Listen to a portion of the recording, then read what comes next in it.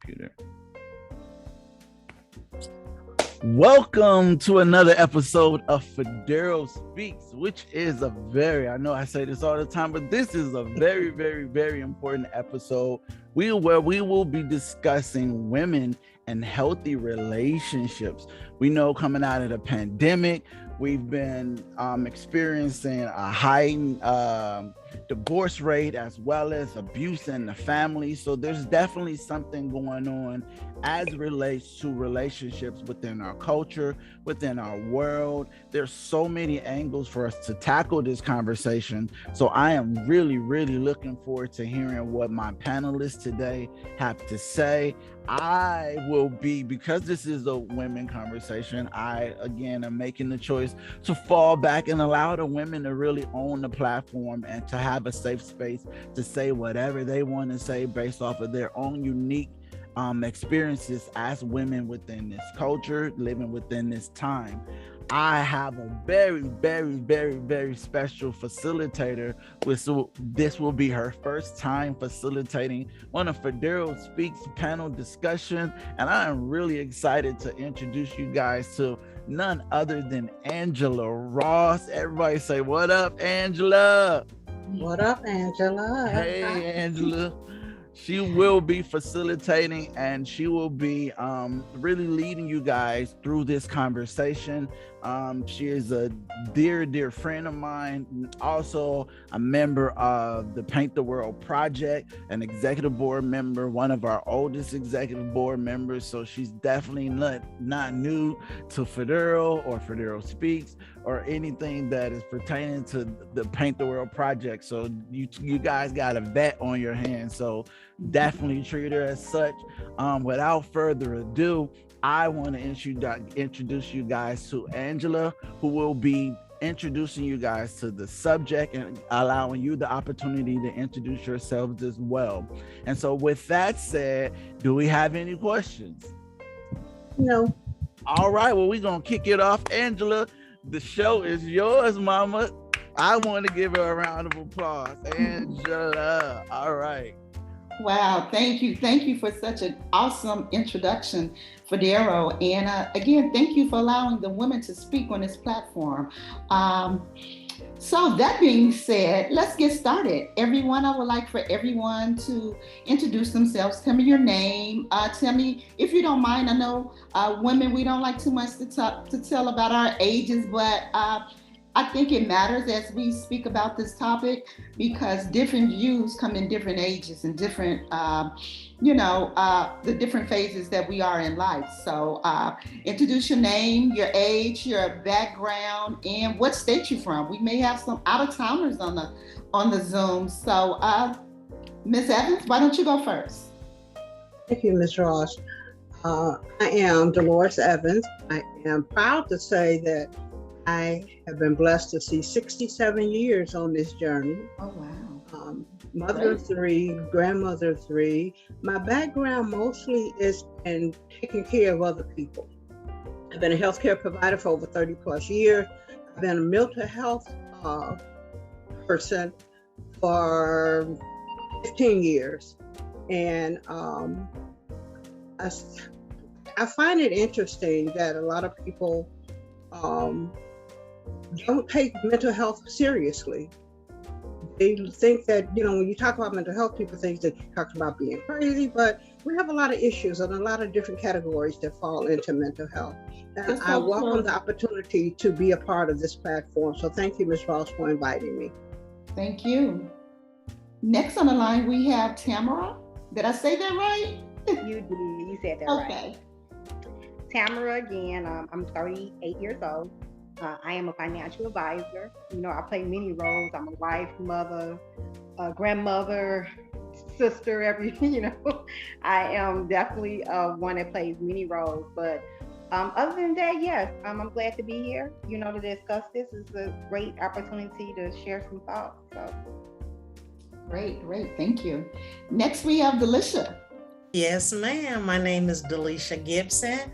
I am a part of the PWP board. I have facilitated before, so this is a wonderful opportunity to participate as a participant instead of the facilitator. And I'm more than open and welcome to the conversation today about healthy relationships. I'm looking forward to what we have to discuss and just share as women.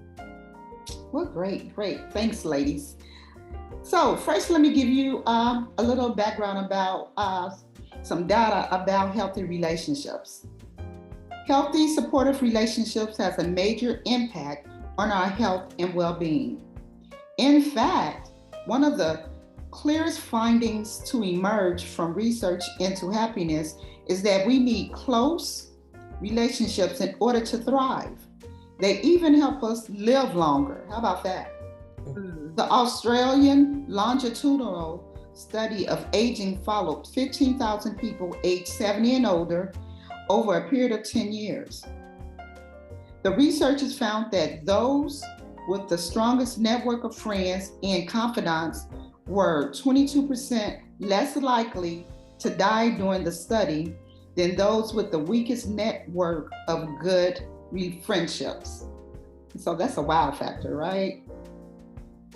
And additionally, to longevity, researchers have accredited friendship and social connections with boosting happiness, reducing stress and stress-related health problems, increasing sense of belonging, connection, and purpose, and also lowering risk of mental illness, improving self-worth, helping cope with traumas such as divorce, serious illnesses, job loss, or the death of a loved one, encouraging healthy lifestyles such as exercise and quitting smoking, promoting growth and learning, and providing fun.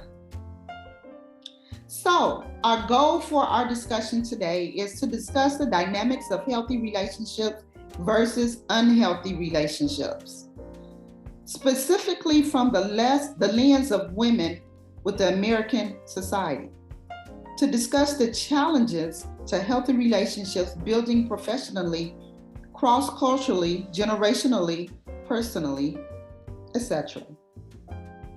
To examine and discuss the challenges to healthy relationships building in the American society among women and men. And lastly, to discuss methods for building healthy relationships across multiple institutions as well as with self. So let's get started. Our first question is, in general, how do you identify and define a healthy relationship? What are some key traits and characteristics of healthy relationships? Are you currently in a relationship that meets the standard?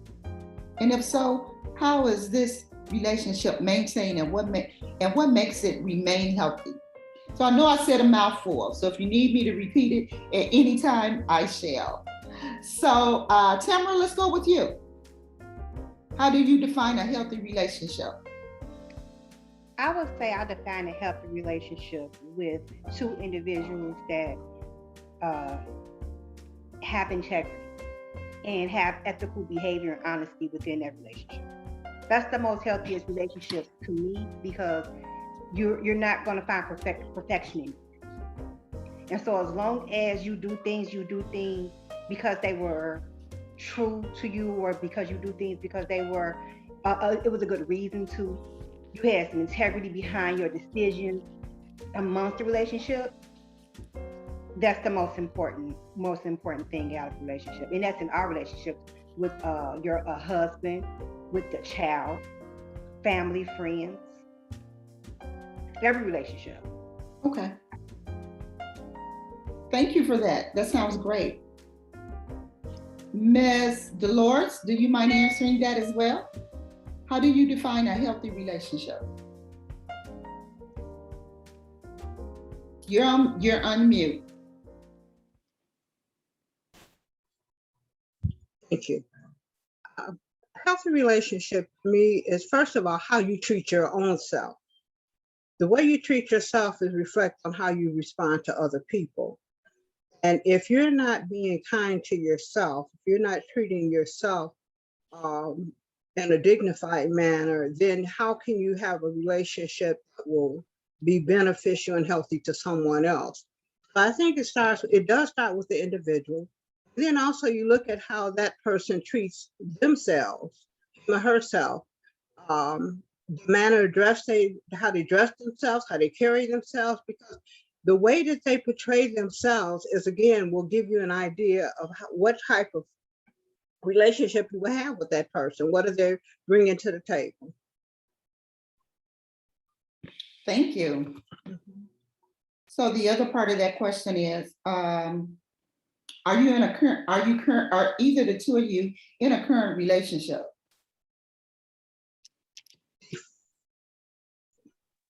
Go on, Campbell. Okay, I just want to be sure I wasn't interrupting you. Yes, I find that everybody that we know we're in a relationship with. You can have a relationship with your friend. You have a relationship with your spouse, a boyfriend, with your children. They are all identified as relationships to me. But are you particularly saying that accident? Am I in a relationship with a spouse? A union? You know, that question can encompass all types of relationships. So however you want to define it. Yes. So yes. Instead of just coining in on one certain type, you know? Okay. Yes. But yes. Yes. I'm in a lot of that relationship. I think relationships make or break our life in a sense, where it is we define ourselves individually in our relationships with people. Is how we define ourselves and who we are. So, yes. All right, thank you. I see Delisha. Look, tell me, Delisha, if you don't mind, how do you define healthy relationships? Actually, before this panel discussion and looking up the characteristics of a healthy relationship, I defined it as getting along with someone, having the same ideas, of course, respect, setting boundaries. And those were some of the things that I looked at as being a healthy relationship. Someone who uplifts you, someone who encourages you, but is also willing to tell you the truth in love. And I've experienced those, but I'm in the middle of defining my relationship as I've aged. Now that I've turned 50, I now began to see that relationships that I had that I thought were healthy were actually not healthy, because I compromised and I said I would rather have this person in my life than not have them in my life, even if it was unhealthy. So I'm starting to redefine and look at my relationships currently. And also I'm starting to have a new season in my relationship with my own mother. So all of these things right now, I'm actually tackling and trying to just realize what I'm defining that as, what do I accept? And as Ms. Evans said, you know, how do I love myself? How do I portray that to others so that they will give that back to me and what I give to them as well? Wow, that's great. Thank you for that. Yes. Miss Delores, did you want to add anything to that about being in a relationship, how that is healthy on your aspect? Well, I agree with all that's been said. The only thing that I kind of like want to expound a little bit on is that, again, the way that we portray ourselves. And I used to think that this was, not to get sanctimonious, but I used to think this was scripture, but then I learned as part of Shakespeare, thine own self be true. And we have a thing in an organization I'm part of, say grow. If the way you have lived, if you think the way you was living is right, you'll soon find out that it's wrong. you have to correct that. And what that means is that sometimes we can say things and get into a belief of something, make ourselves feel good, and then we're trying to pass it off to someone else, and it's not correct. And you'll find out, if you really look at it, that it's not a healthy state to be in. The information that the way that you're portraying yourself because of the belief that you have. So you learn to recognize, and it takes a lot to recognize the fact that what we're doing is maladjusted and that we need to change that so that we will not purposely or have someone else going that route, because they're mimicking. People watch what you do. They watch how you carry yourself. Yes. And if you're doing it falsely, they're going to be doing it falsely as well. So they'll be living a lie like you're living a lie. We don't want that. All right. Thank you, ladies. So now let's talk about challenges to healthy relationship building. So here's a question. What challenges do women currently face when it comes to healthy relationship building in the workplace? Tamara? You said building in the workplace. Yes, ma'am. I would say the main challenges that I would see in a workplace is the need of recognition of one's ego sometimes, or one's even hard work. I think there's a lot of competition in the workplace where you're trying to just move up or be recognized or be better. It's a lot of jealousy in the workplace. It's a lot of competition in the workplace. And I think that's based on what our beliefs is coming into the workplace. Is, of course, you're going to a job and you want to, your mindset is always, the mindset is always competition. It's been like that for a while, even in gaming. It could be a simple game, but it turns into such a big competition that, you can start arguing about a card game.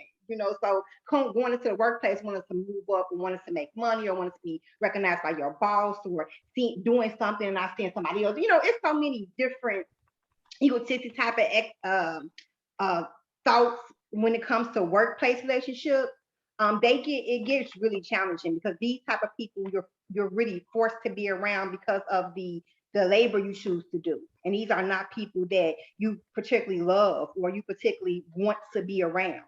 So then that can be challenging, and it can be very unhealthy if you go into the situation, I would say, not open-minded or ready for a competition, and not just ready to freely just want to help and give and be okay with it, and just work and worry about yourself in a sense, and not everything going on around you. But that's hard. That's challenging.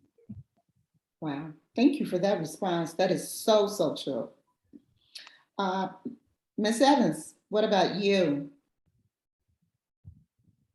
As far as going into the workplace, I'm trying to reach way back because it's been a long time. And I always tell my That must be mighty nice. Pardon me? Play nicely. It must be mighty nice to not have been in the workplace for a while. Yeah. Play nicely, because you never know when or what circumstances you will meet people away from the workplace. The whole thing of it is, as Cameron was talking about, there is competition. At least I remember. People forget that they came there, number one, because they needed a paycheck. Number two, you got skills, and you're there to utilize your skills in the capacity that you were hired for. And sometimes that does mean working along with several people to get a project done. So again, this is where your character comes in. I heard someone say it, I didn't say it's been around a long time ago, but it says your character is how you display yourself when you're by yourself. When nobody's in that room but you, how do you display yourself? So that same way that you display yourself, Prayerfully, it's in a positive way so that you can bring those traits into the workplace and they will enhance the skills that you have for the job that you've been hired for. With all of that, that entails the type of relationship you will develop with your coworkers. Thank you. Thank you. Thank you. You know, Ms. Evans, each time you answer a question, you throw us some wisdom in there. So we appreciate that. Thank you. What about you, Delisha? You know, when you first asked the question, I was just like, oh, the workplace is this and the workplace is that. But the truth of the matter is that in age and different seasons, the workplace for my relationships has been different. When I was young, I was more naive. I was more trusting. I was more willing to help someone. But through seasons and through time and age, as I've aged, I've saw, like Tamara said, competitiveness. I've saw stepping on you to get where I want. I saw getting information from you and saying that it was mine, you know, or my idea, taking credit for it. So I still would answer that question is, I think it depends on the season, where you're at, how you think, how you feel, what you've done with, and also how you've grown after these things have happened. Because you shouldn't have the same character. There should be, it depends, like Ms. Evans said, it depends on how you live your life and how you tend to deal with these things and these aspects of what you will do, what you're not willing to do, how you act. And it is based on your character. And there comes a time in a professional work relationship that you have to decide whether you will stand on your character and what you believe in and your ethics and your morals and your integrity versus what the workplace might ask of you or possibly even require of you. So relationships professionally are so broad, but I still, again, will stick to the answer in saying that it depends on where you're at, where your mindset is at, you know, what place you're at in life, and how you deal with things, and just sometimes your age, you have to have more wisdom, you have to have more knowledge and understanding of what things are, and sometimes we have to set boundaries. So all of those things go into all relationships, but in professional relationship, it's even more strong that you would have those things to either protect yourself or to make sure that you are, like Ms. Evans said, you're showing who your character is and that you're not gonna, you know, make someone question your ethics or morals. If I say that I'm a Christian yesterday, then today I still should be saying I'm a Christian, and I should be still showing those characteristics, even in a professional setting. Yes. And that's pretty much my answer with that. All of that is so true. It's so true. As you ladies were answering the question, often joke at my place of employment that there's too much estrogen in the house. It's like 95% women. And so therefore you have women on all different levels, on all different ages, on at any given moment, you might get anything. So one of the major things that I'm going to say that happens at my place of employment is power struggle, a sense of power struggle. There are a lot of women in position, which is a great thing. And it's African-American women, which is even better. And for that, I love it. But what it has produced is a sense of uncomfortability within the workplace. It has produced a lot of micromanagement. It has produced a lot of ugliness. It has produced a lot of negative that should be overshadowed with a lot of positivity.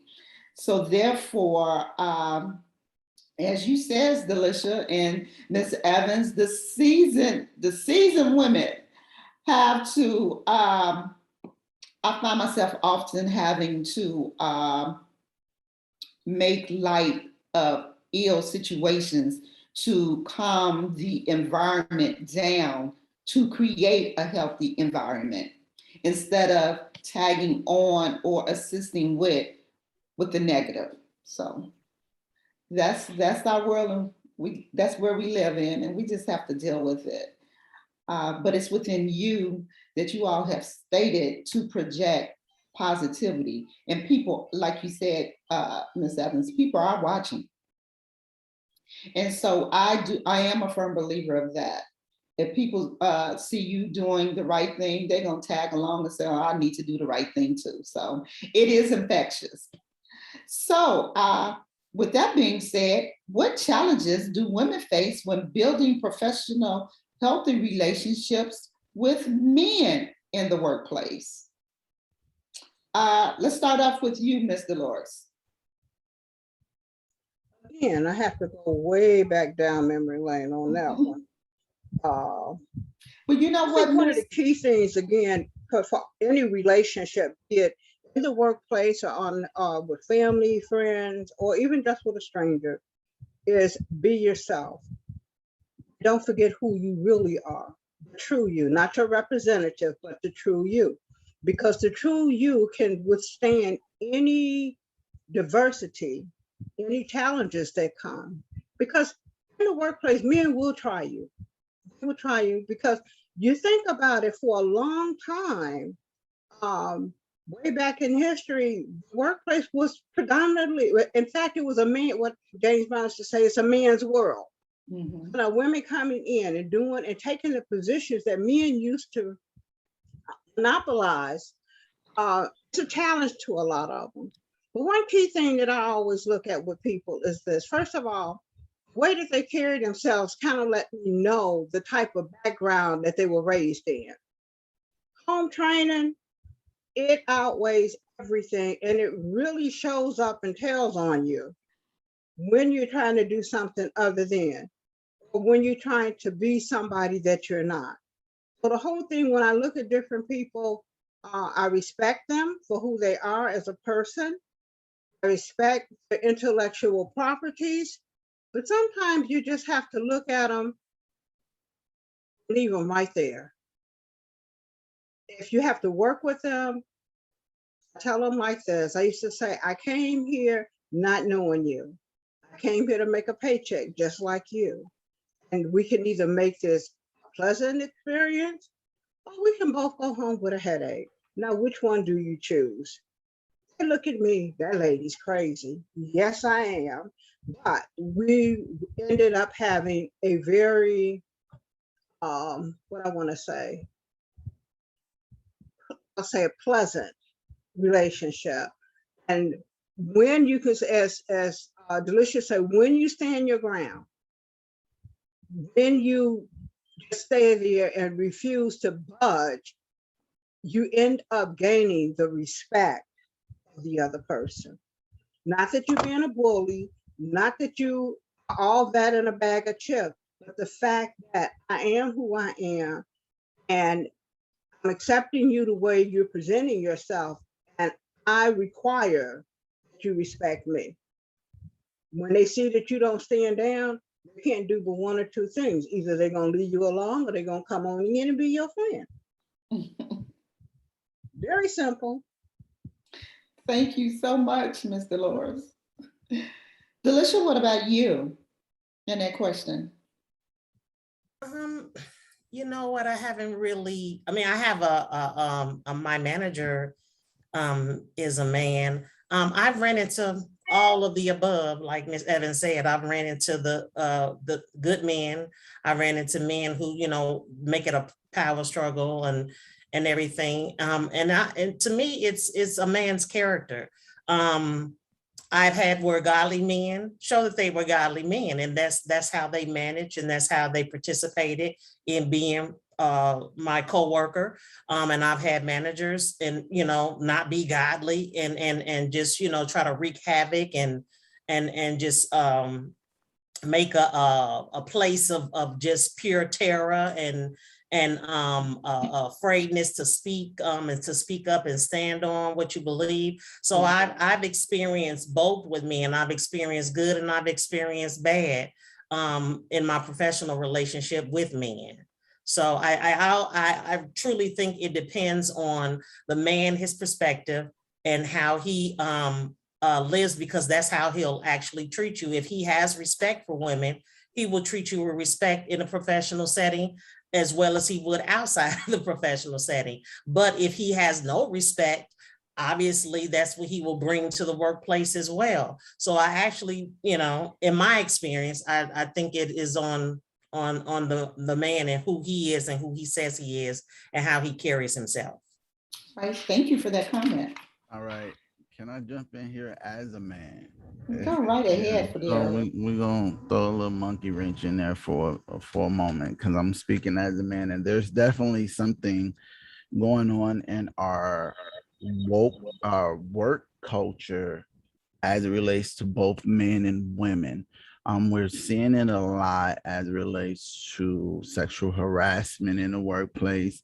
And your response as women is what we now know as the Me Too movement, which says to me that there's a huge response that women are taking as it relates to how men are treating them in the workplace. And so that says to me that the relationships aren't as healthy as we may want them to be, or may have originally determined that they were, because it seems like women are getting fed up to some degree with how men are treating them. So let me ask this question as a man: what is it? And you can speak as blatantly and bluntly as possible if you can, for any men who may be watching, what is it that is happening within our culture that is causing such huge response from women as it relates to how they are being treated by men in the workplace?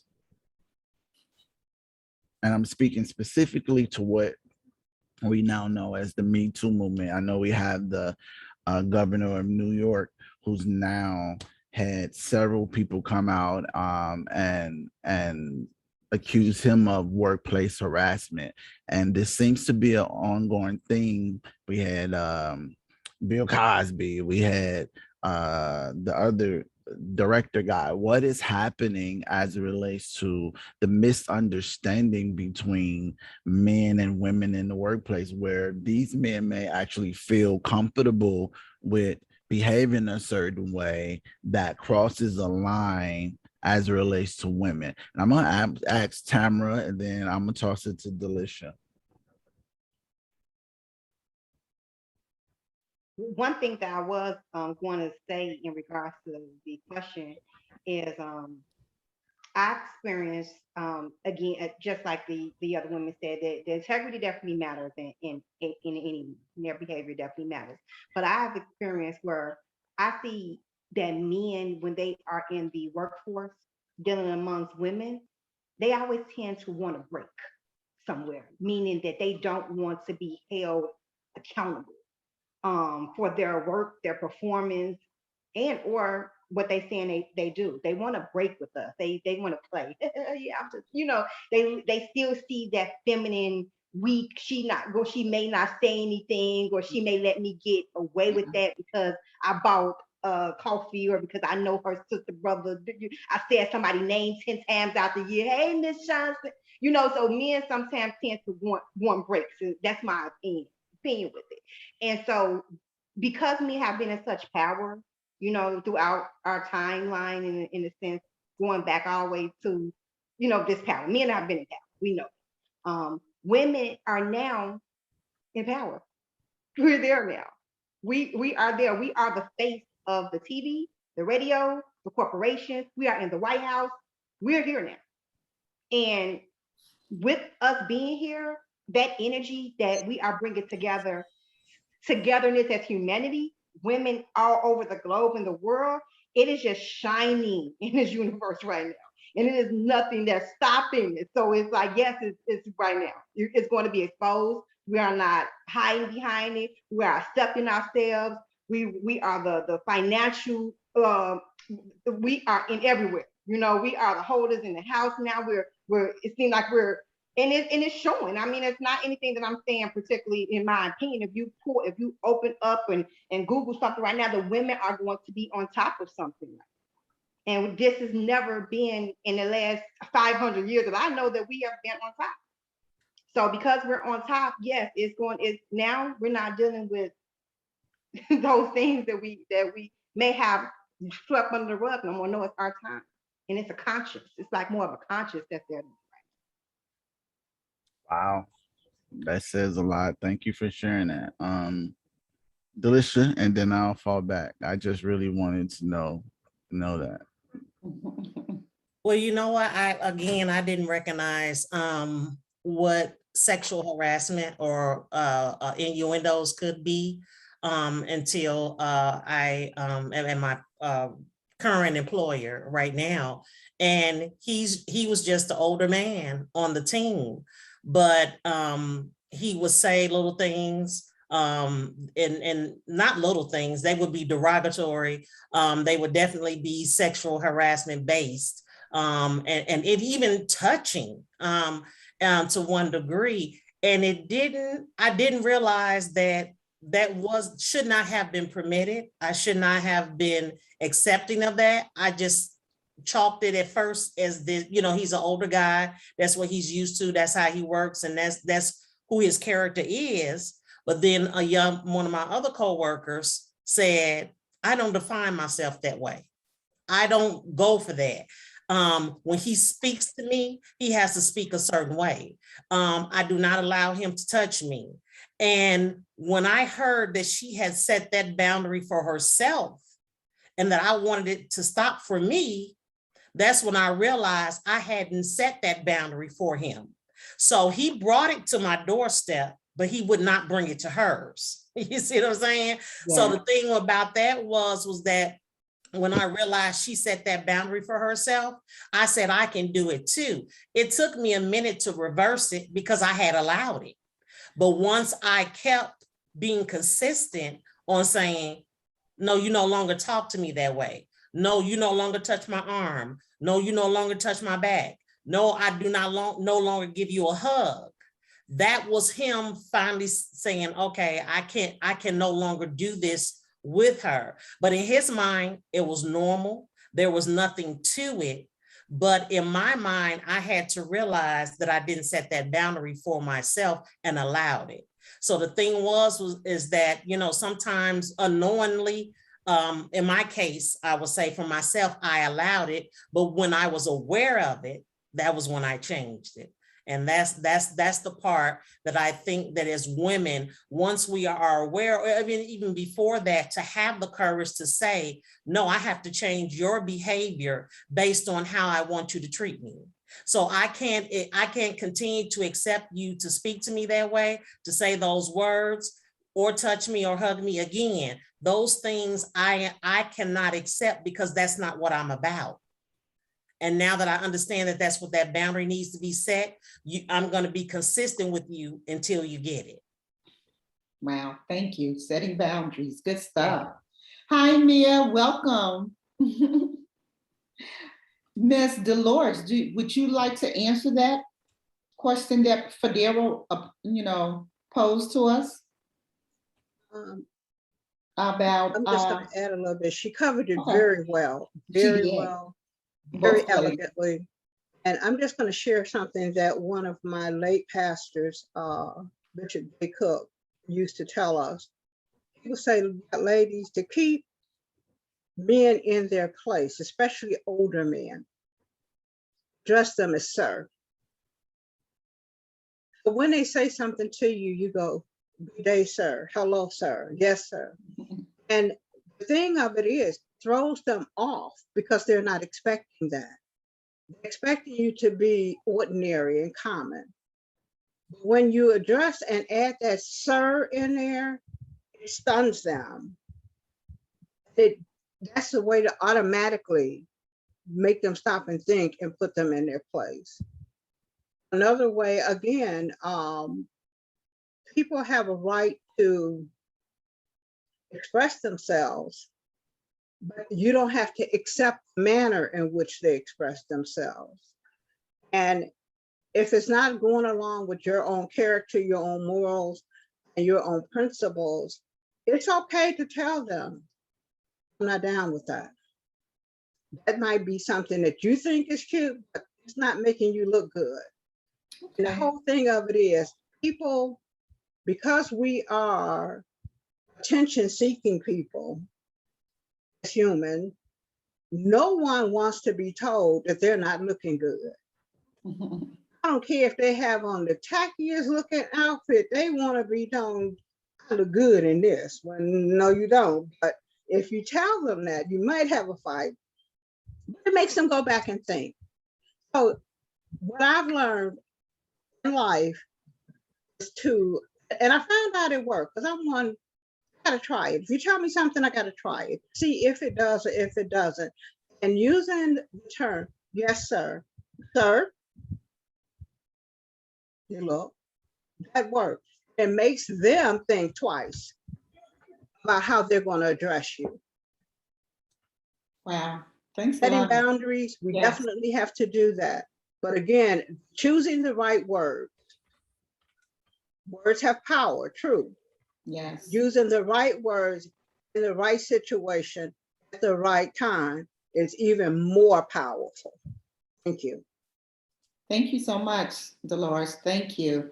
Mia, just a quick catch up. They were just answering a question about relationships with men in the workplace. But now here's the next question. What are some challenges that women encounter when it comes to building healthy relationships with women of different races and ethnicities? So have you ever faced this type of challenge? And if so, how did you overcome it? That's a really good question, because I think all of us have experienced this once upon a time in our workplace or in school, especially in college. I was attending, I actually was in my last year of college. I was doing my getting my bachelor's degree, and I was interning for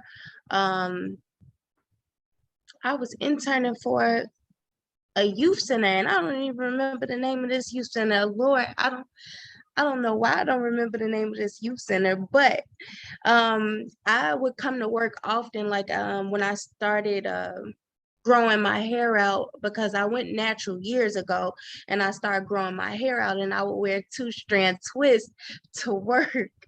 And so Caucasian lady, she was a really sweet girl, but she didn't know how to approach you the proper way.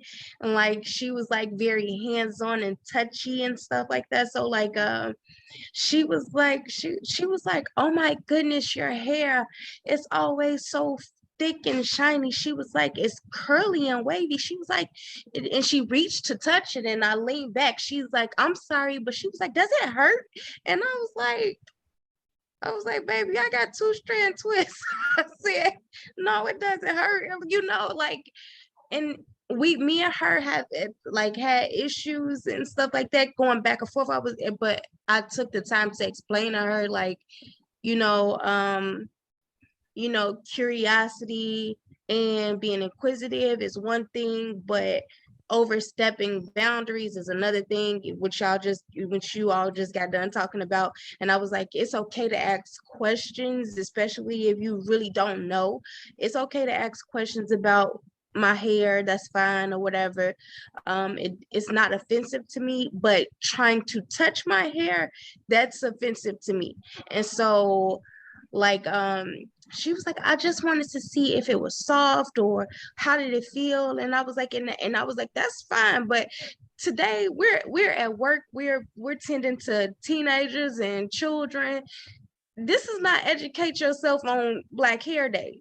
You know, you can't, this is not, you can't educate yourself on Black culture. Every time you come to work, you dealing with Black children and you don't want to offend them. You don't want to try to use their terminology and their slang or try to touch their hair, because the teenagers, they're going to react differently than I would. So I was like, you know, when I talked to her, I said, if you want to educate yourself on these topics, you might want to go look at some YouTubers channels that are Black, you know, or anything of that nature. But when we in the office, it's professional setting, you dealing with kids, and we got to stay focused on children. And my hair and my clothes and the music that I listen to, you're gonna educate yourself on a different time at a different time. But we can be cool, we can talk. If we decide to have an outing outside of work, great. Then you can ask all the questions you want to. But while we're in work, no. Yes, just keep it work. Yeah. I understand that. I understand. So that was very interesting.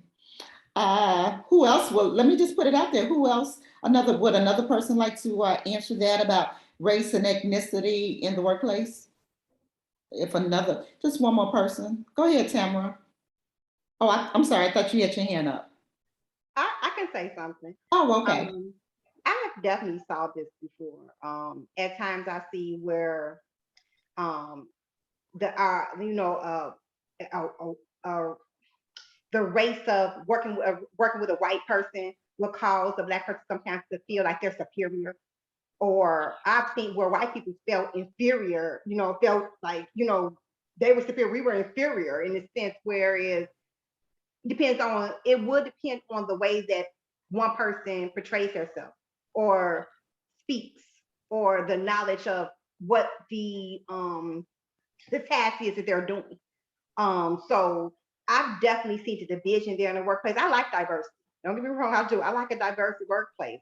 However, I have seen where it's a breakup, whereas, maybe there's about a 10 group, and when they go to lunch, you may have the white people sitting on one side, the Black people sitting on the other side. They're more comfortable in speaking and talking in that group. So I do see sometimes where it can be some inferiority and superiority in regards to race and this stuff, and that's not good, because it really just depends on the person and the mind.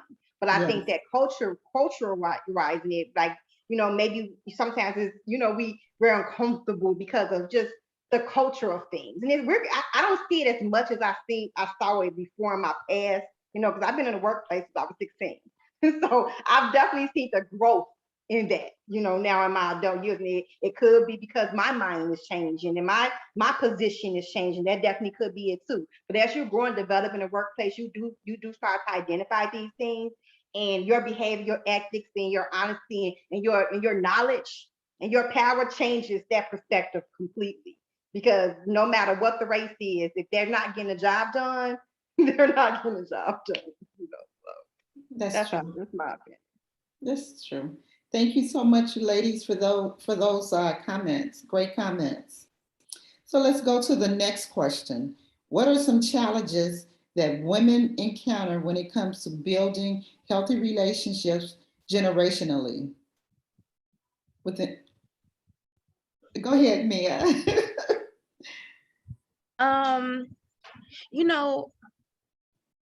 Generationally, I found that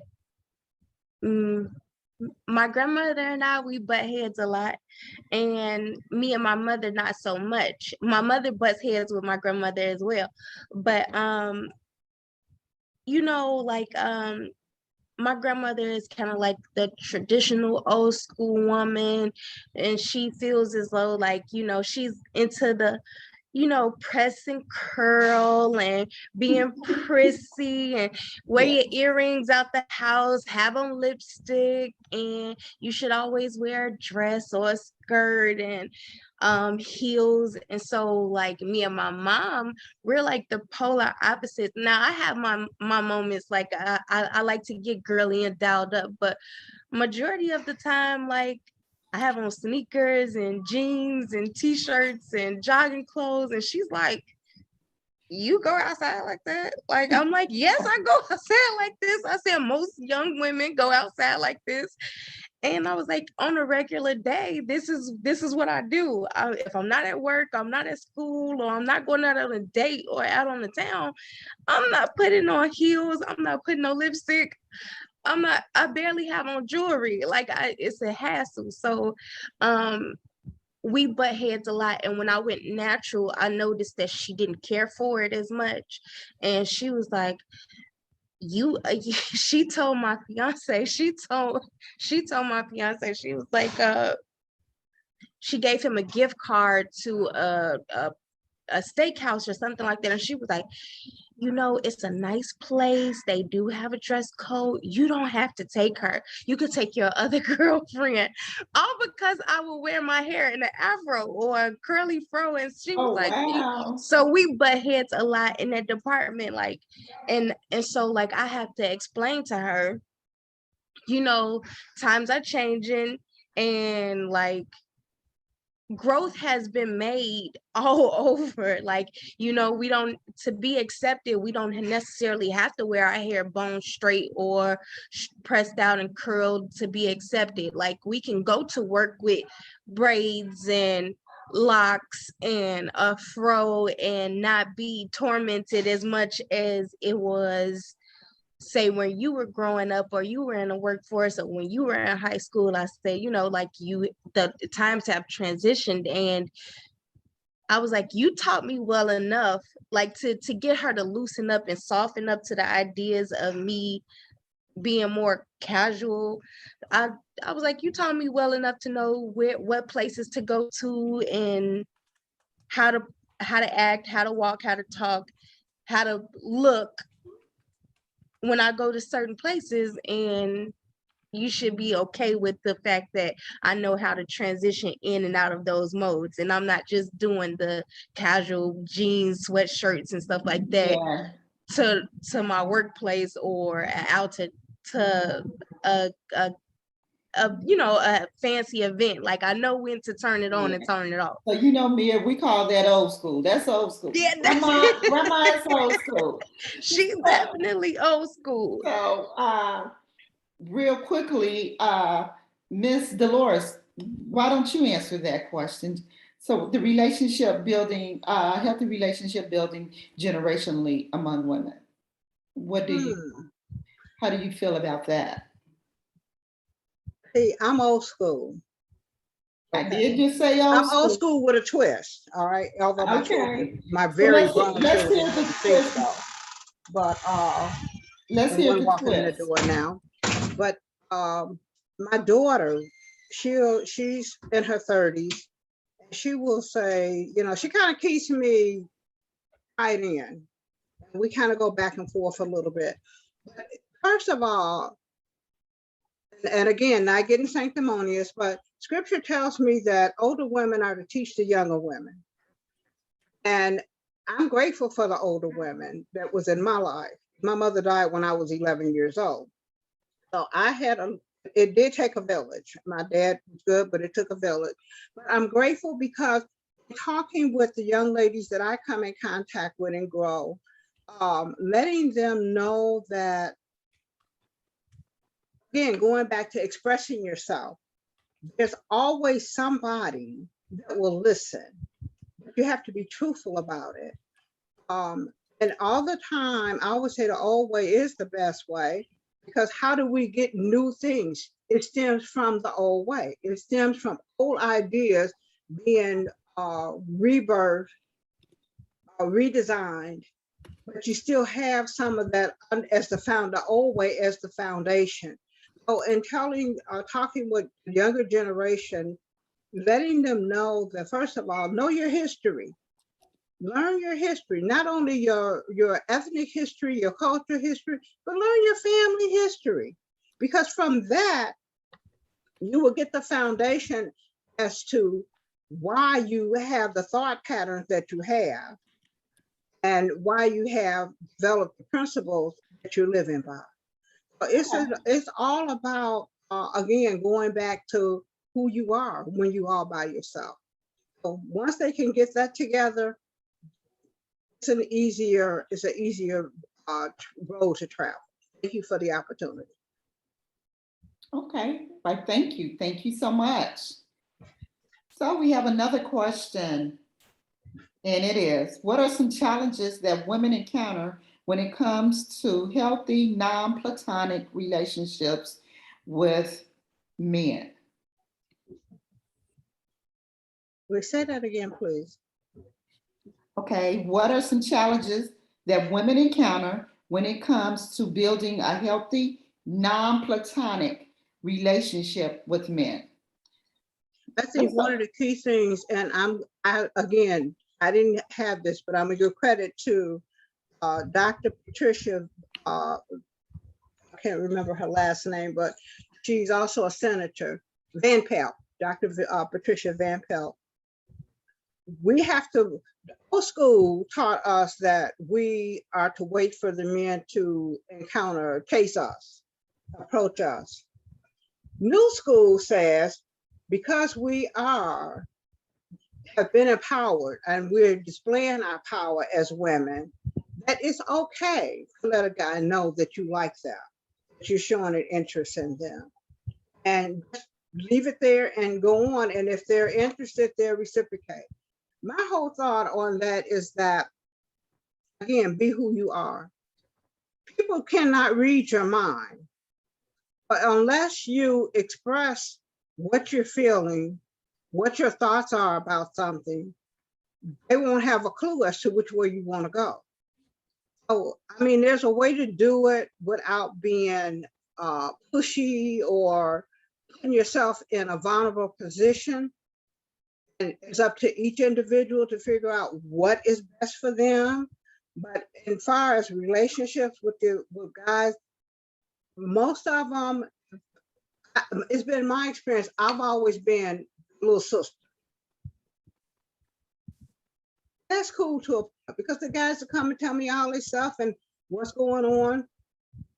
All the time, you don't want to be the little sister. You want to be the one that's going to invite you after dinner or go have an ice cream cone with. You know, you don't always want to be the one that come in and tell you all their problems because they like this other person. But again, you have to let them know that, and don't get me wrong, in a way, it's an honor that they think that much of you, want to be able to, that you are their go-to person. They want to share, that they trust you to be honest with them and to, not look at them and judge them. But as far as being in a relationship with them, it depends on the type of relationship. That you cannot have a love relationship with a man until you know that he's your friend.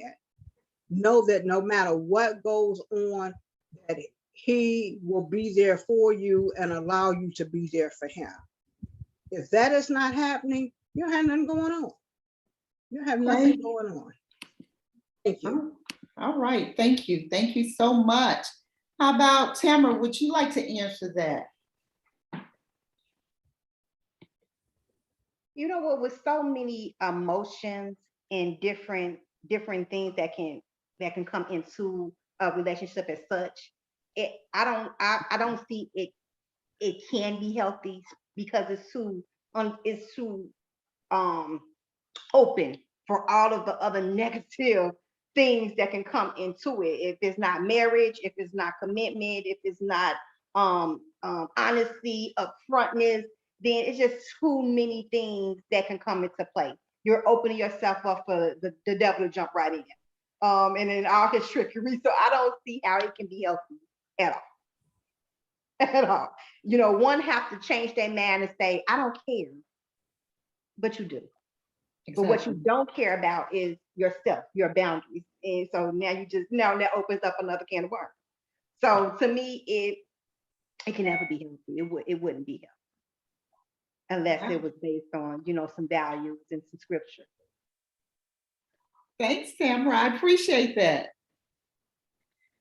Okay, so here's another question. What are some challenges that women encounter when it comes to building healthy romantic relationship with the man? So, Delisha, let's go to you. Well, for me, it's challenging if I haven't set boundaries. As far as like my marriage goes, when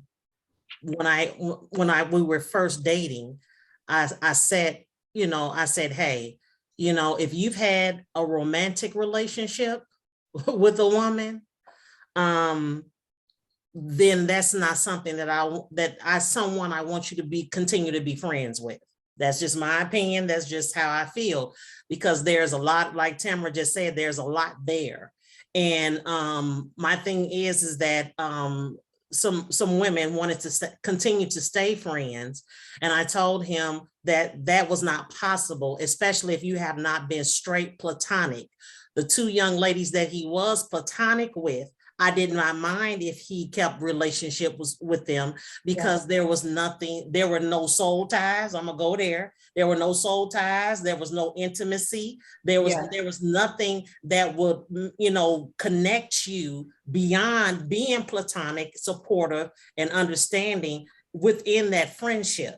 But like I said, it's just simple. Once you slept with someone, that's no longer platonic. I don't, that's my opinion of it. I mean, that's how most women roll, you know what I'm saying? But some people, they want to stay friends with someone they've been romantic with.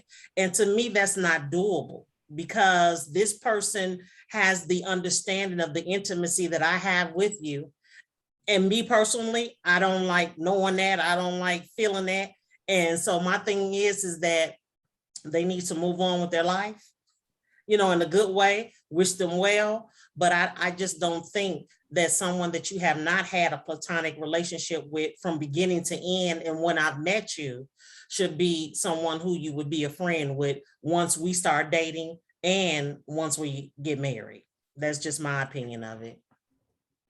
Well, thank you, Delisha, for breaking that down. She just took it home. Right. She took it home for us. We women talking. I'm gonna keep it real. Like home run, Delisha. I ain't got time to compete with you. I don't got time to have all this stuff come from the past.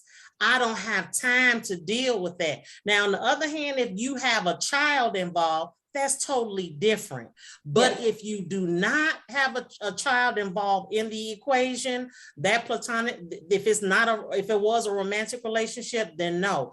If you have a child involved, I will say that it still has to be at that point platonic with the mother, mama, baby, whoever. That needs to be still platonic, respectful. And she has to be respectful of me at the same time that I'm respectful of her. And we all must get together and set boundaries for what that relationship will be, because your child will never be out of your life. And I don't expect to set that boundary for you if a child is involved. But if a child is not involved, it's a no, hell to the no. And if the child is involved, then I'm cool with it, as long as we set healthy boundaries where everyone knows in the equation what role they play. Yes. It's healthy. Girl power. Thank you so much, Delisha. Girl power. Can I jump in there for a second? Go ahead. As a man. Go right ahead. All right. So this may be an assumption, but I'm gonna assume that all of you women have relationships with men that are platonic, non-romantic and so forth. In educating a man from a woman's perspective, how do you maintain, and like you said, Delisha, set boundaries with a man in order to keep the relationship platonic? We know that men can be assertive, especially if there's the relationship is with someone that's attractive. How, as a woman, do you maintain that boundary, whether or not you're in another relationship or not? How do you keep yourself safe and healthy in your relationship with your men friends? Can I say something? And I'm 38 years old. I have no male friends now because I'm married. None.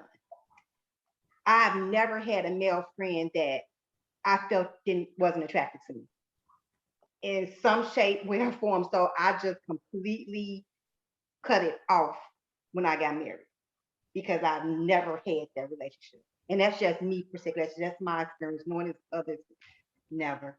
So that's it for me. Okay. Thanks. Go ahead, Mia. Okay. You know, as you know, like for Daryl, to be honest, you and one other person that I was friends with years ago back in college, you're actually one of the only male friends that I have as of now. And you know, I've been in a relationship, I've been engaged, you know, and I'm on my way to be married. So that's troubled waters when you have male friends, attractive or unattractive or whatever the case may be. And I'm gonna tell you why. Women are very emotional people, and men claim not to be emotional, but they are. And you get into that. So if you are having a lover's quarrel and you are into it with your spouse, and you as a woman feel vulnerable, that's dangerous to do, because the first person that you vent to is your friends. So like, you as a man you as a man, as a male friend, as a male counterpart, you have to also recognize the signs of and being aware of when a woman is vulnerable, a woman is in a weak spot and not taking advantage, you know. And a woman also has to recognize that as well, because I'm sorry, I am a woman and I have sisters. I watch my mother, I watch my grandmother. Women are dangerous people. We know how to use all of our gifts and our tools to get exactly what it is that we want.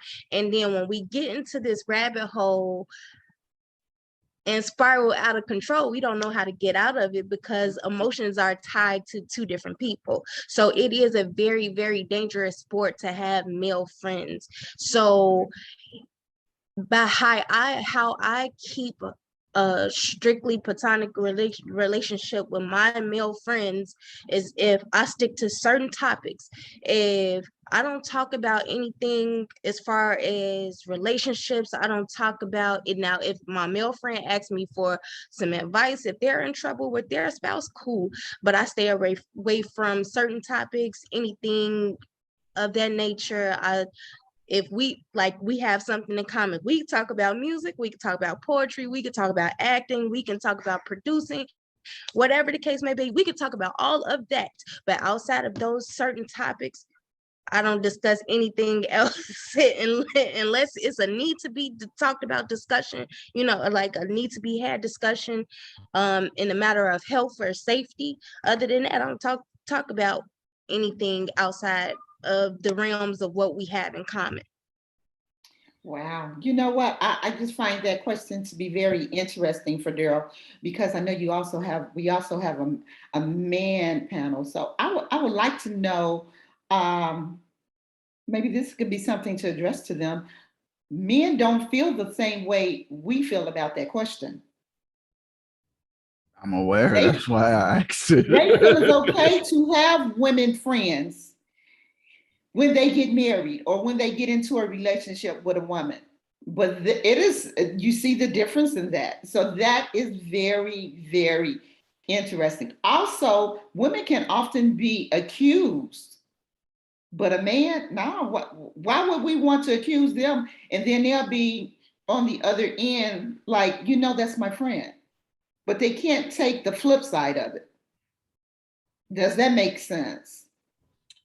Yes, I've experienced that. I was engaged and given an ultimatum that you gotta get rid of all of them if we gonna if we gonna remain friends. And at that time, to your point, I had several female friends. Most of them had been platonic and had remained platonic. Maybe once had been, romantic at some point and then drifted into more a platonic relationship. But in any case, yeah, she left me with that ultimatum, and it was a very difficult situation because these were relationships that I valued, and they added value to my life outside of our relationship. And so yeah, I challenged because to your point, men don't definitively feel that way. In my mind, Well, if I had a friend like you, damn, I'd have kept it. You would have been a one. well, thank you. I appreciate that. I I appreciate agree.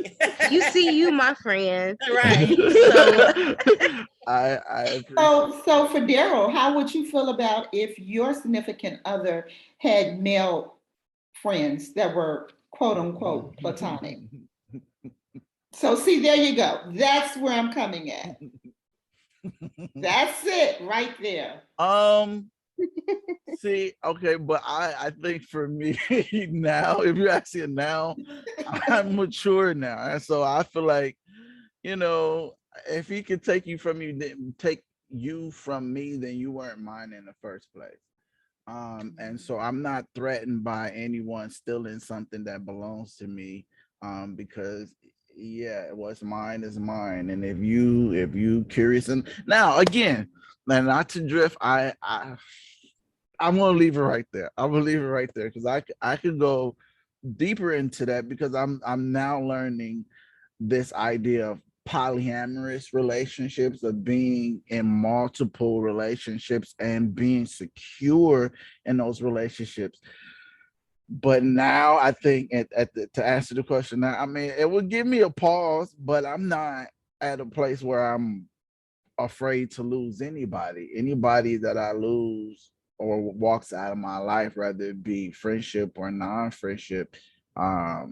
There's their choice and their option. If you want, because like you said, Tamara, you wouldn't lose that relationship. You wouldn't, if the situation were you would find enough value to say, hey, Federo, or bam, as you put it, I want to maintain that my friendship, my relationship with you. Yes. So I'm And going that's to the only thing about actively health is if it's always been a friendship, though. You right. have intuition.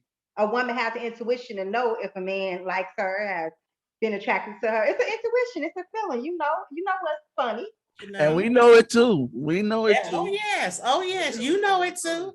You know if boundaries have been set to the point that you're platonic or you're not. You know if you have a chance with a woman or not. You know if that question is in her mind because you know who she is. So you know if you can take your chances and say something, and be there, like Mia said, when she's emotional. But you also know that she set a boundary where it's like, you my bruh.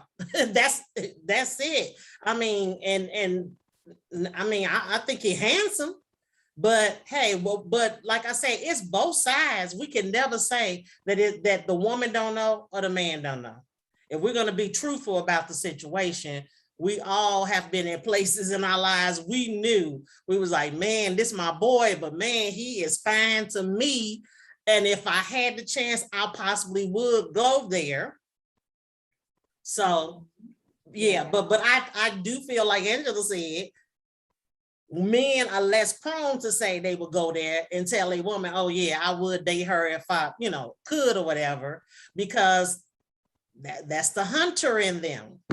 I think that if I can say, I think that even if a woman, say for instance, a woman did set boundaries with a man and say, no, I've known you for 10 years and we've never been that way. However, the man particularly has it tried, but she set that boundary, right? He never tried again. However, just because you know that man has tried Right. to beat you. Before. And when you get married, even though you set those boundaries, it's almost like I'm still gonna let you go. Because I know that in your heart you like me, even though even though I'm telling my husband, no, we're just friends. I know 10 years ago you came on me, even though I said no, you never came on to me again after that 10 years. 10 years later, I'm still gonna say I knew that you had that in your heart for me. So I'm gonna respect my relationship, just cut you off because I'm there. I got you. I agree. And you know what? One more thing, that males having friends and stuff like that, and how they feel as if having female friends is not detrimental to their relationships or whatever the case may be. You got to be careful with that too, because even though you have platonic female friends, you also have that one female friend, maybe a couple that's sitting waiting for you to just flirt one time. Or you to just say, look, or me just waiting for you to be in a committed relationship for them to pounce on top. Like you gotta be careful, because females will sit and wait for you to approach them, even though y'all are just friends. Because especially if a woman, because I've seen it happen on multiple occasions. My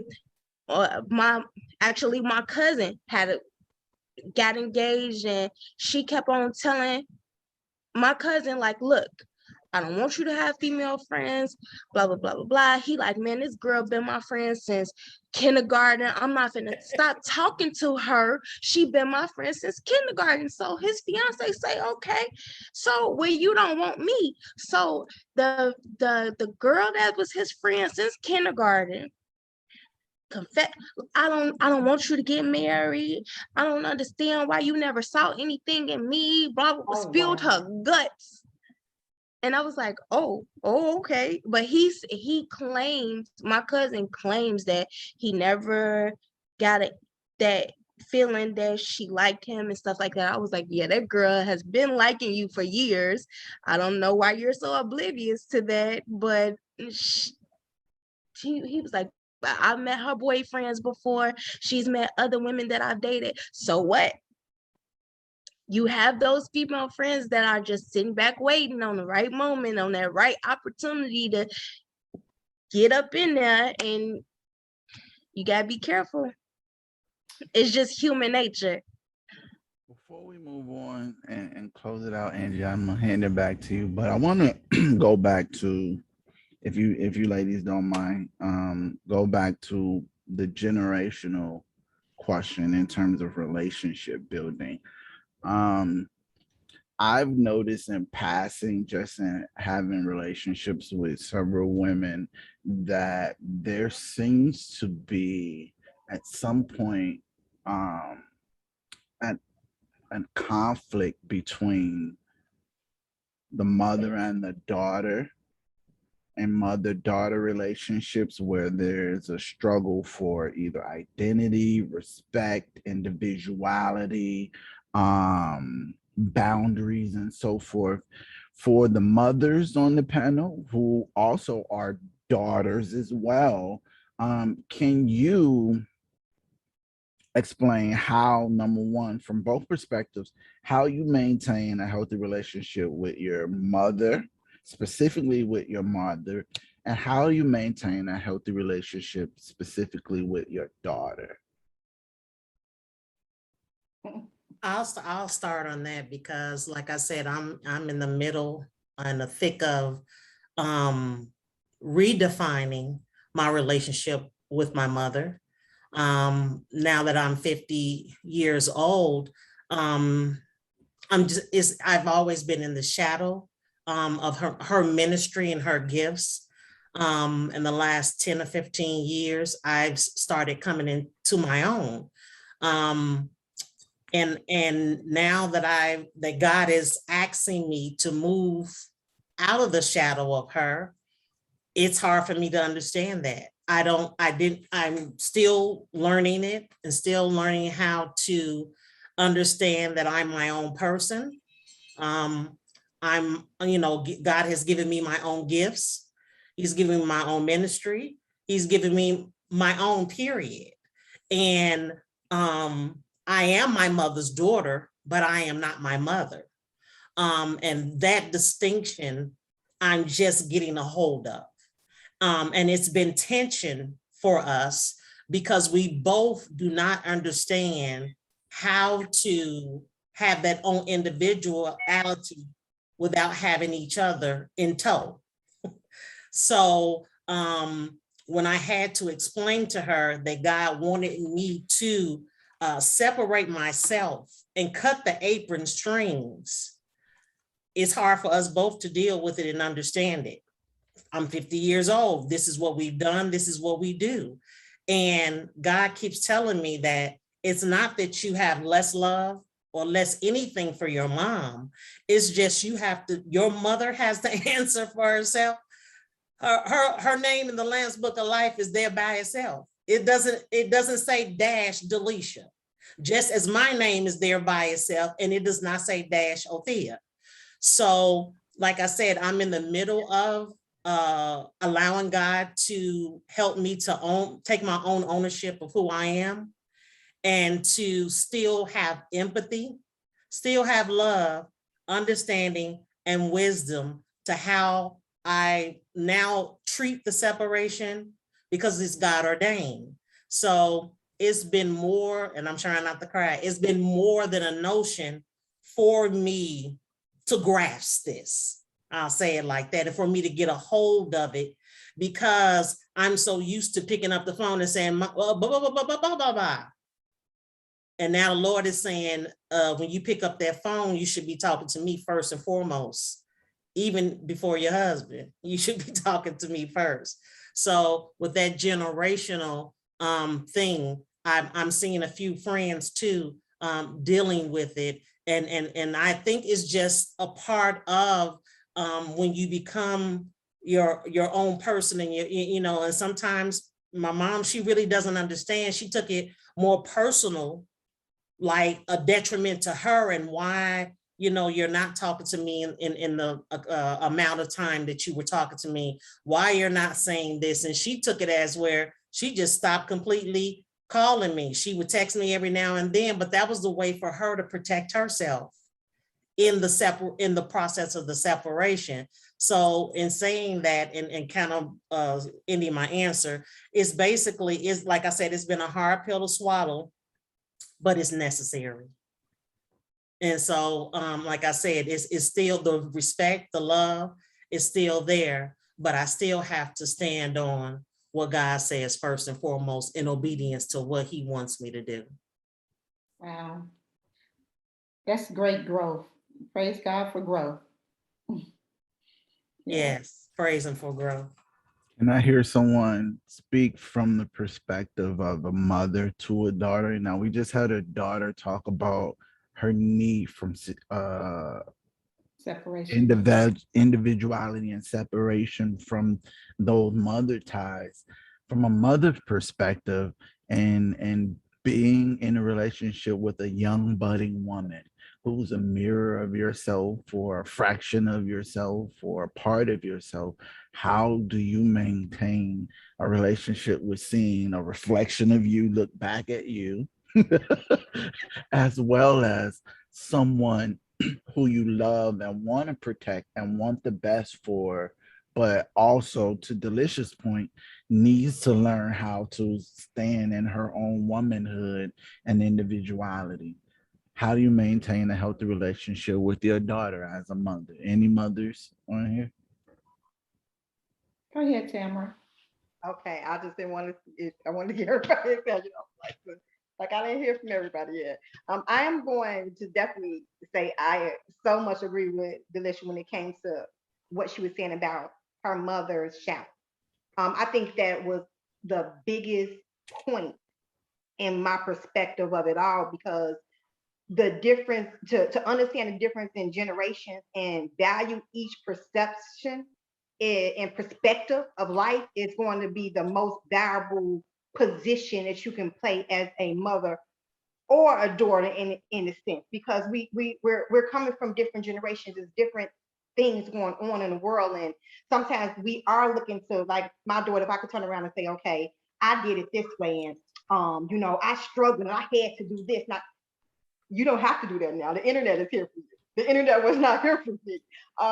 Even though some of the cultural things are still important to make sure that we don't, we can't even say don't talk to strangers. We could say don't talk to strangers. Let me tell my daughter not to talk to strangers. She's talking to strangers every day on the internet. It's almost like Instagram is full of strangers. How do you pull that away from them? So just to understand the generational differences and understand their perspectives by still guiding them in the right direction is not losing those key cultural understandings and knowing that it's embedded in their heart and that you raised them right and you know in their heart and their mind that they are doing the right thing because that's what you embedded in them is just important enough for me.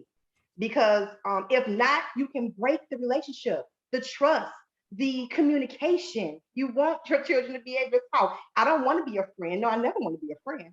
I never want to be my child's friend, ever. But do I want a healthy communication? Do I want to know what's truly in her heart? Do I want to know her true fears and what's really going on? Do I want her to be able to come to her mother? Yes. And the thing about it is that the new generation, they're breaking those boundaries that Delisha is breaking now at her time now. They're doing that at 18, 19. They're not waiting until they're my age or Delisha's age to say, okay, I'm going to break from your shadow. They're doing that now. And as parents, we have to really, it can hurt. It can definitely be like, okay, wait a minute. I didn't want you to be that. That's not what I want. But then at the same time, you will put stress in yourself. Stress kills. Stress kills. And back to again what Delisha was saying, where it's like that you are gonna, you have to meet the maker on your own. We do. And you have to allow your child and the mother. I don't want to be stressed out about what my child's doing. I'm not. I tried to raise you the best I could. I'm gonna continue to guide you, but am I gonna stress about it? No, because you're gonna put me in a great grade early. I'm gonna pray about it. I'm gonna believe in you and I'm going to guide you and I'm going to allow you to be you. And I think that's the difference between that my generation coming up. They didn't allow me to be myself. They didn't want my ideas. If I wanted to say something, they wanted to shut me up. Even though my idea probably would have been the best for the party. Why do I let me go sit down? Why? I want to say what I want to say. Now we have to let the children just express themselves, be that stuff. They won't feel all bottled up. And we lose them at a certain age, That's my opinion. Thank you so much, Tamara. Thank you. That was good stuff. Well, ladies, it's getting close to quitting time. This has been great conversations. So look, let me leave this with you all. Methods for building healthy relationships. Studies show that people with healthy relationships have more happiness and less stress. There are basic ways to make relationships healthy, even though each relationship is different. These tips apply to all kinds of relationships, such as friendships, work and family relationships, and romantic partnerships. So here are the key tips. Keep expectations realistic. No one can be everything we might want to be. Healthy relationships mean accepting people as they are and not trying to change them. Number 2, talk with each other. It can't be said enough. Communication is essential to healthy relationships. Take the time, really be there. Genuinely listen to understand. Do not interrupt or plan your response. Ask questions. Show you are interested. Ask about their experiences and feelings. Share information. Communication goes a long way. Number 3, be flexible. It is natural to feel uneasy about changes. Healthy relationships allow for a change and growth. Take care of yourself. Andrew, before you go forward, I think we got a little time.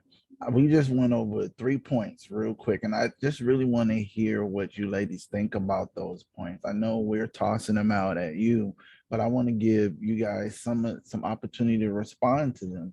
In terms of the first one that Angie stated, in terms of keeping expectations realistic, um, when building a healthy relationship, how important is that? And how have you ladies experienced, if you can give it to me maybe in a sentence or two, how important is that in terms of keeping expectations realistic in your relationship? And Tamara, can I toss it at you? I think you spoke on this kind of earlier. How important is that for you to keep the expectations realistic? Um, that's very important. I tend to, as I am growing in my relationship, not lowering my expectations in the sense where once I have already acknowledged your integrity and your behavior is suitable enough to maintain the relationship. Because at this point, the relationship is now maintained. I'm gonna choose whether you're going to be a part of me or not. So once I choose that, now I take the boundaries down just a tad bit because I trust you more, and I give you room a little bit for a little bit of error because it's a lot. Again, I'm just in my heart about it. It's so much going on. And I understand, so I take the boundaries, I take them down just a little bit. And just that's a pure reflection of myself because I go through my times where I'm just not feeling it. I may, say or do. And so it's important. But I have slightly put the boundaries down, if you understand what I'm saying. I may be over talking that.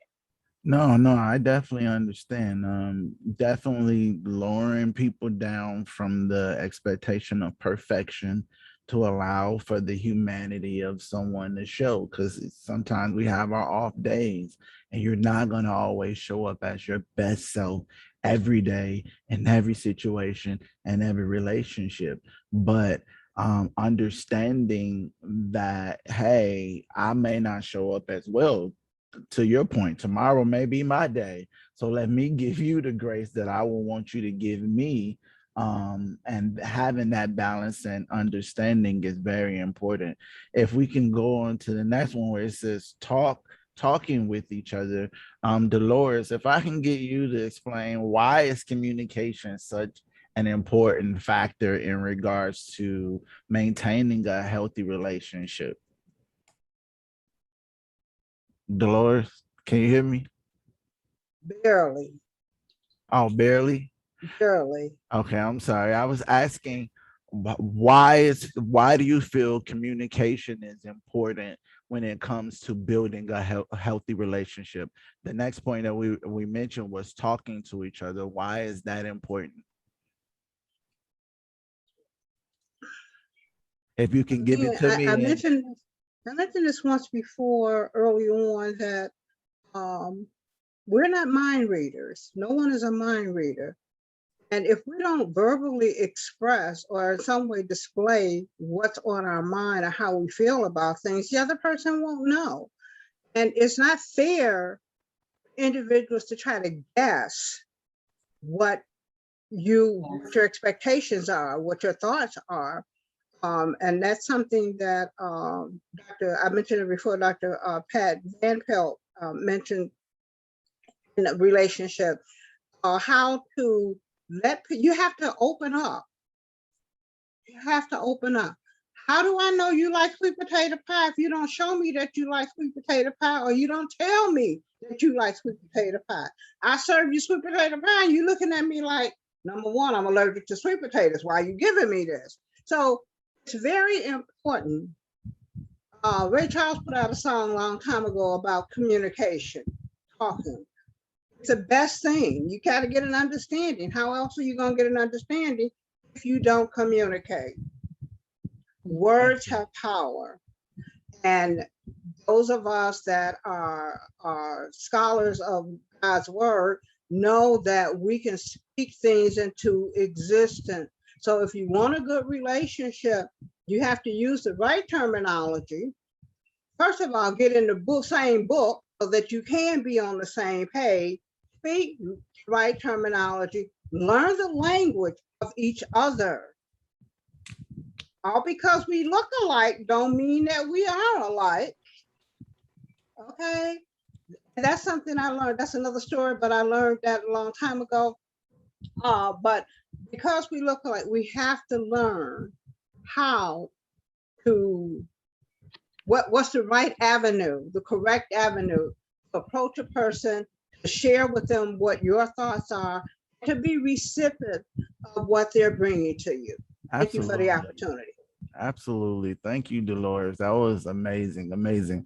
Really quickly before Angie recites the other ones, I wanted to hear from Mia in regard to the topic of being flexible.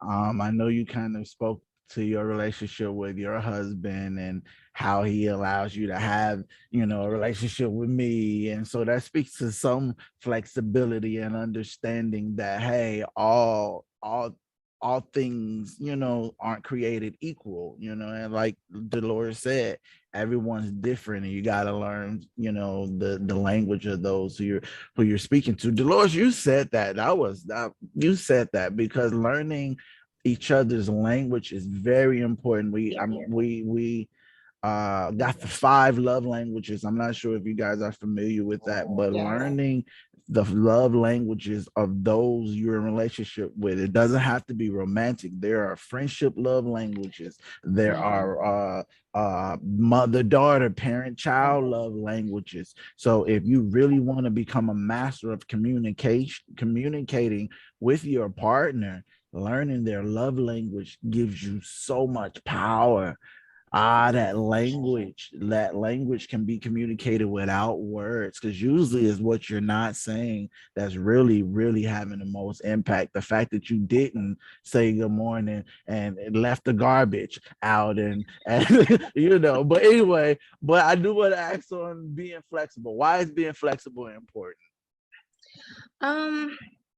Being flexible is important, because Tamara said, you want to show people the same graces that you're going to need one day, and I know, so I have sickle cell anemia. So when I'm in a hospital, in the beginning of early in our relationship, I used to be very unreasonable, and because I'm there, I'm expecting him to be there all day, every day, 24 hours a day, or as soon as you get off of work. And I learned that I couldn't do that. I learned that everybody doesn't like the hospital. Everybody doesn't like to be uncomfortable. If I'm uncomfortable, I know he's uncomfortable, sleeping in a chair or whatever the case may be. And so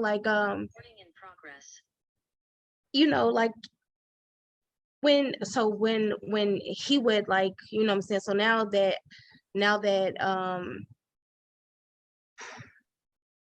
we're aging in our relationship or whatever like that, I've learned how to be more free with time and energy and what I focus on nitpicking about, or not nitpicking at all, and it's only discussing and having discussions about what's important.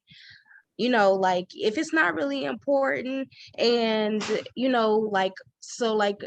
especially family gatherings and stuff like that, if my family is usually celebrating something early in the morning or early in the daytime, and his family is usually the late night partiers or whatever like that, we learn how to, okay, well, we're not gonna stay here that long, and we're not gonna stay here that long. We're gonna split the time, and we're gonna flex. We spending 2 hours over here, we spending 2 hours out there, regardless of how long they partying. You learn how to compromise when you and grow, and that comes with time. And that comes with knowing who you're dealing with in your partner. It comes. And I think you hit it on the head. The key word with all that you said is compromise. That big C is critical in any relationship, because if you are stuck on an I and stuck on you, then there is no room for C. There is no room for the compromise. So I think that is very, very, very important. Miss Angie, I'm gonna let you recite the other ones because they definitely gave us a mouthful. They did wonderful. They did wonderful. All right, go ahead. Okay, so number 4 on the tip for building healthy relationships is take care of yourself too. Healthy relationships are mutual with room for both needs. Wow. 5, be dependable. If you make plans with someone, follow through. Be trustworthy. Number 6, fight fair. Most relationships have some conflict. It doesn't have to mean you don't care. So, cool down before talking so you don't say something you might regret. Use I statements. Share how you feel without assigning blame or motives. Keep your language clear and specific. Avoid criticism and judgment. Attack the problem with facts, not the person. Focus on the current issue. The conversation is likely to get bogged down if you pile on everything that bothers you. Avoid using always and never language and address one issue at a time. Take responsibility for mistakes. Apologize if you have done something wrong. It goes a long way towards setting things right again. And recognize some problems are not easily solved. Not all differences or difficulties can be resolved. You are different people, and your values, beliefs, habits, and personality may not always be in alignment. Wow, that was a mouthful. Number 7, be affirming. According to relationship researcher John Gottman, happy couples have a ratio of 5 positive interactions or feelings for one every negative. Express warmth and affection. Number 8, keep your life balanced. Other people help make our lives satisfying, but they cannot meet every need. Find what interests you and become involved. Number 9, it's a process. Healthy relationships can be learned and practiced and get better. And number 10, be yourself. It's much easier and more fun to be authentic than to pretend to be something or someone else. Healthy relationships are made of real people, just like each of you. Wow. Thank you so much. I want to first, as we close out this lovely panel with these lovely women, I want to give my assistant Angela a round of applause for facilitating her first panel discussion. Thank you so much, Angela. And I want to also give you ladies a round of applause for being here and adding value, so much value to the conversation. I feel like we could go a little bit longer, but we had just the right amount of people to get the job done. So thank you, ladies, for being present. With that said, we're going to be signing off. Don't hang up yet, but I just want to end out the episode. So with that said, thank you for watching another episode of Federo Speaks, where we talk about all of the things you guys want to talk about, but we are, that's difficult to bring to the table of our conversation, of our culture, of our lives. We put it on the table. We bring it to the forefront. Until we meet again, y'all go watch the other episodes. We got a lot of other great episodes, and we'll be bringing in 2 weeks, bringing the panel back with the men to have the same conversation. So you don't want to miss that. With that said, thank you, ladies, so much. You guys were amazing. Thank you. Thank you.